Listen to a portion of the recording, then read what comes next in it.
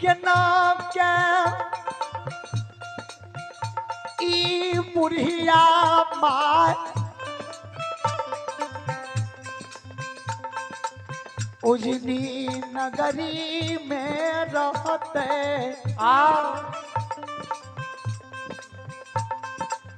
केकरा देख के उजनी में रहबे हो धर्मराज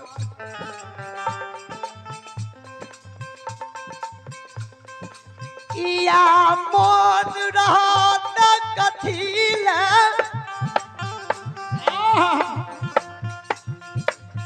धर्म के पजियार तका के कलबो ठाकुर जी धन के लोभ दा के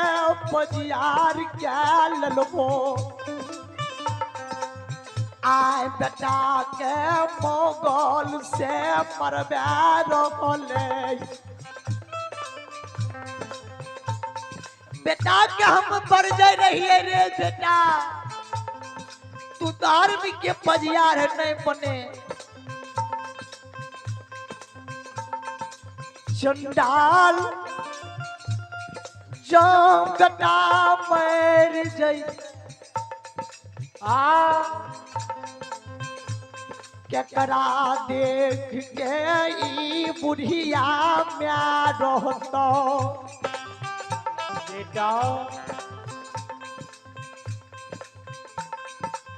उदय बाबा के माय काने धर्मराज बाबा आइए आइए आप भी भगवान दरबार में राजो यादव है सुपुत्र दिवाकर कुमार है और प्रभाकर कुमार की ओर से शानदार 51 रुपए की पुरस्कार है। परमात्मा इसी श्रद्धालु की मन की मनोकामना को पूर्ण करे। माँ सरस्वती परिवार में सद्बुद्धि सद्ज्ञान दे। माँ सरस्वती परिवार में बल बुद्धि विद्या की भंडार दे। माय कान धर्मराज बाबा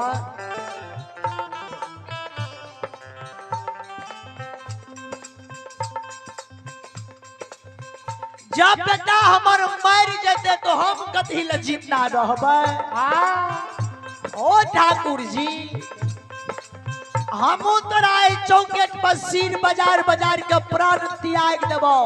हम जब मर जेबा बाबा या बाला यो बा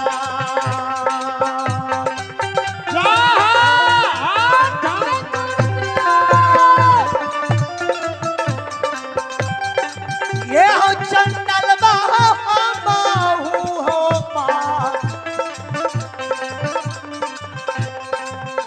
आहो मारा पई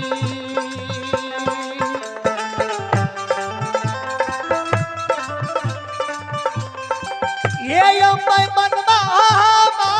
होते आहो तेजबा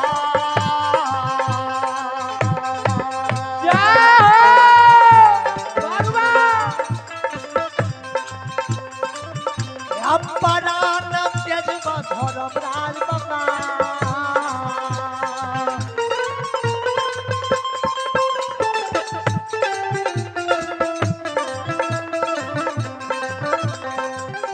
ये तेजबा हो थाना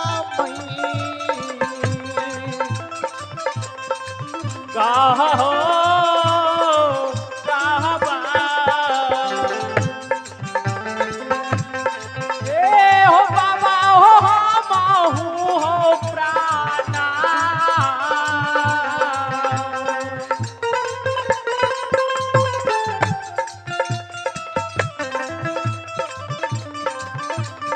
हे यो ठाकुर जी माहू हो प्राणा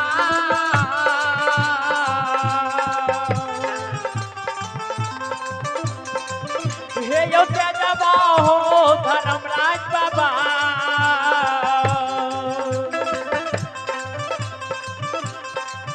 हे हो तेजबा धारमई कहो राबा माय के काने धर्मराज बाबा ठाकुर जी हो अंतरिया में बेटे ने रहते तो हम कथी ले जिंदा दुनिया में रहबे हमू धर्म के गहबर में चौकेट पर सिर बाजार बाजार के प्राण दिया ठाकुर जी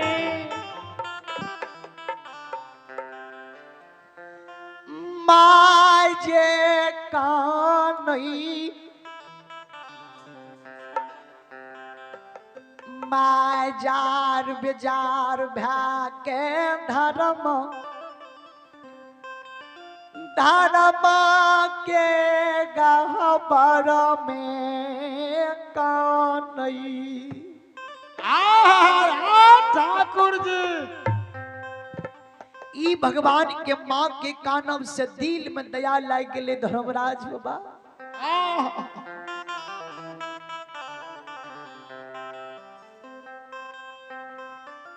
उदय बाबा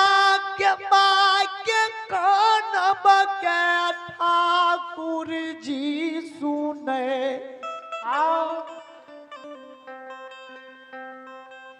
माया के रचना रच दैया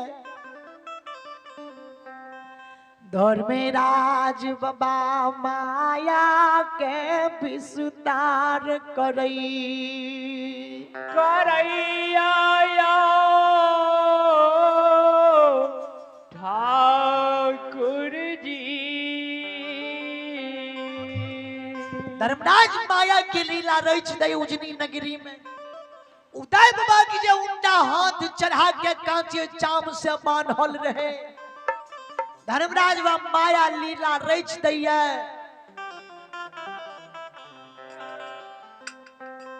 उदय बाबा के बांध के धर्मराज माया से खोल दे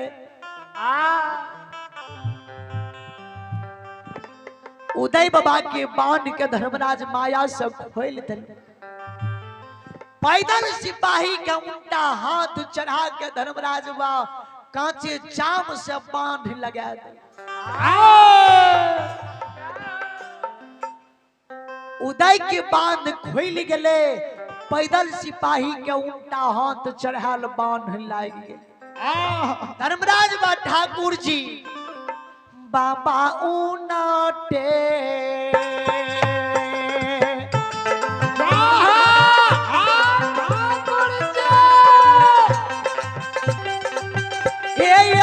बाबा उनाटे बाधा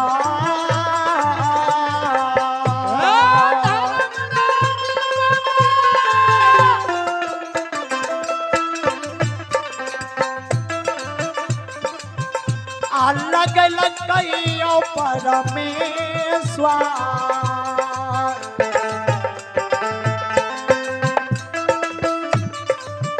ये लगे जल कई पाईदार सिपाही के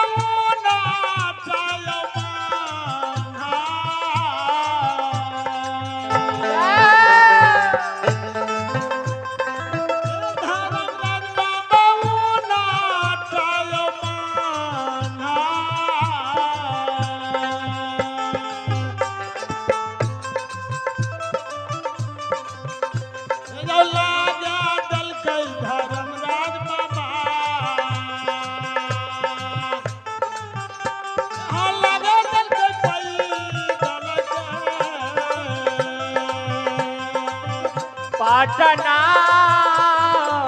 दरबार। धर्मराज व माया की लीला रही दैये उल्टा बांध मोगल राजा के सिपाही के धर्मराज लगा दे। उदई बाबा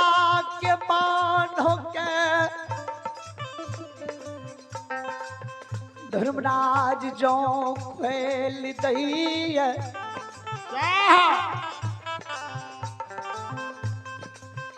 उल्टा बांध पैदल के लगा दई छई।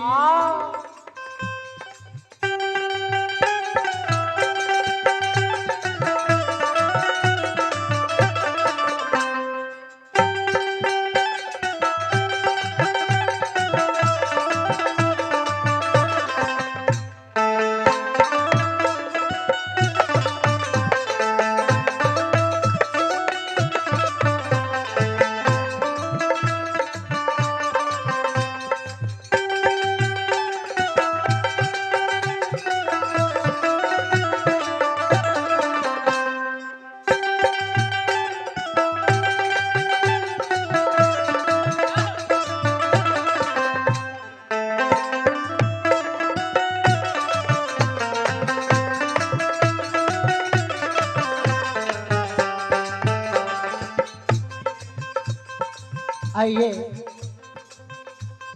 आइए आप भी भगवान के दरबार में बालेश्वर बाबू का भतीजा है रंजीत कुमार। रंजीत कुमार की ओर से शानदार 101 रुपए की पुरस्कार है। परमात्मा इसी श्रद्धालु की मन की मनोकामना को पूर्ण करे।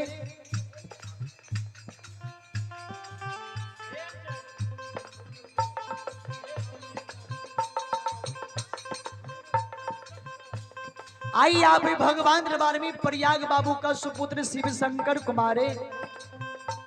उन्हीं की ओर से शानदार 51 रुपए की पुरस्कार है। परमात्मा इसी श्रद्धालु की मन की मनोकामना को पूर्ण करे।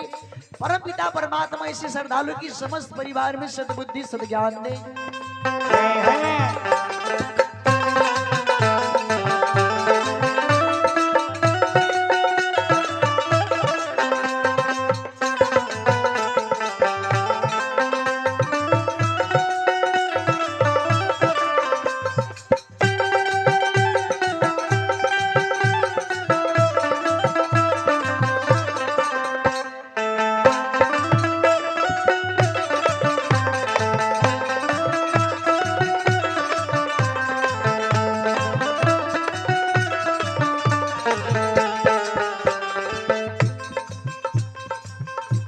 मोगल राजा के सेना के उदय बाबा उल्टा हाथ चढ़ाल देख रहल छे, बांधल छे उदय सौ। अब मोगल राजा के सेना पैदल सिपाही आ उदय बाबा सब पटना दरबार है। बाबा आई ते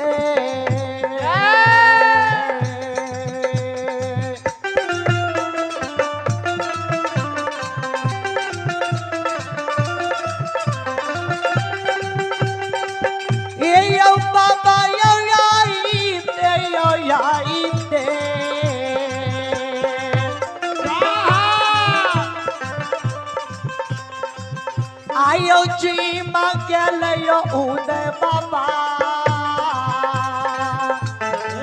ठाकुर जी ये यो चुम गेल पटना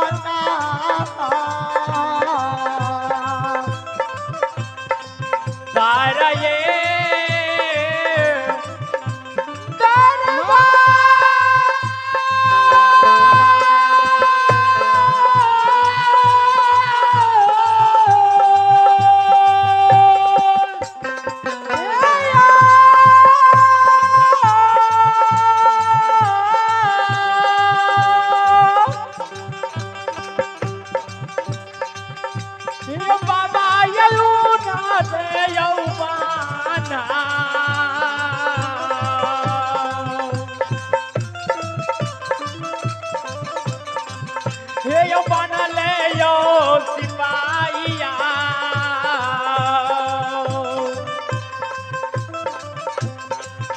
हे लई पाटना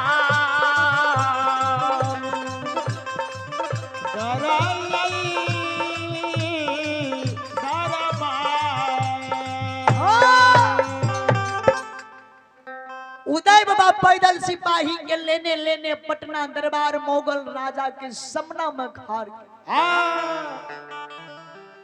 सामना में जब पैदल सिपाही हो श्रोता